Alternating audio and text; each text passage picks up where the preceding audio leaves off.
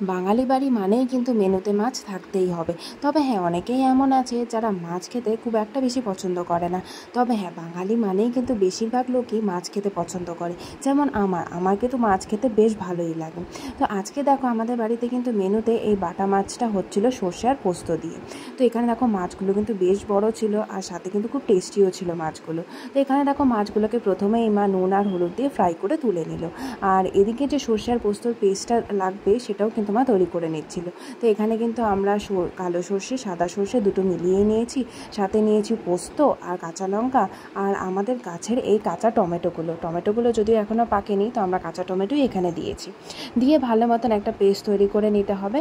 তারপরে কড়াইতে তেল গরম করে এর মধ্যে আমরা ফোড়নে দিয়ে দেবো শুকনো লঙ্কা আর কালো জিরে, দিয়ে যে পেস্টটা রেডি করা হয়েছিল সেই পেস্টটা দিয়ে দিতে হবে।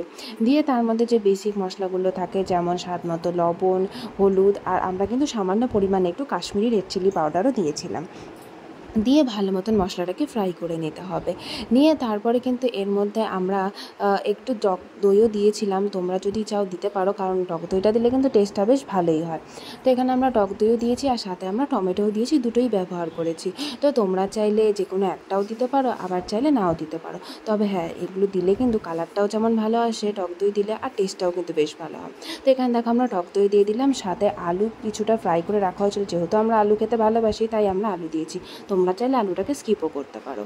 আলু আর টমেটো দিয়ে ভালো মতন মশলাটাকে কষিয়ে নিয়ে আমরা এখানে পরিমাণ মতো জল দিয়ে এটাকে ফুটতে রেখে দেবো। তো আচ্ছা, তোমরা বলো তো তোমাদের কার কার কী কী মাছ খেতে ভালো লাগে? আমার কিন্তু বড় মাছ খেতেই বেশি ভালো লাগে। তবে হ্যাঁ, ছোটো মাছও আমি খাই, কারণ ছোটো মাছ খাওয়া কিন্তু শরীরের পক্ষে খুবই উপকারী। তো এদিকে দেখো কথা বলতে বলতে কিন্তু ঝোলটাও ভালো মতো ফুটে গিয়েছে। তারপরে যে মাছগুলো ভেজে রাখা হয়েছিল সেই মাছগুলো দিয়ে তার ওপর দিয়ে কিছুটা ধনেপাতা আর সাথে একটু সর্ষের তেল ছড়িয়ে দিলেই কিন্তু আমাদের সর্ষে পোস্ত দিয়ে বাটা মাছ পুরো রেডি। বাস গরম গরম ভাতের সাথে সার্ভ করো, লাঞ্চ কিন্তু পুরো জমে ক্ষীর হয়ে যাবে। তো তোমাদের ভিডিওটা কেমন লাগলো কমেন্ট সেকশনে অবশ্যই জানিও, আর যদি ভালো লেগে থাকে তাহলে লাইক কমেন্ট করতে কিন্তু একদম ভুলো না।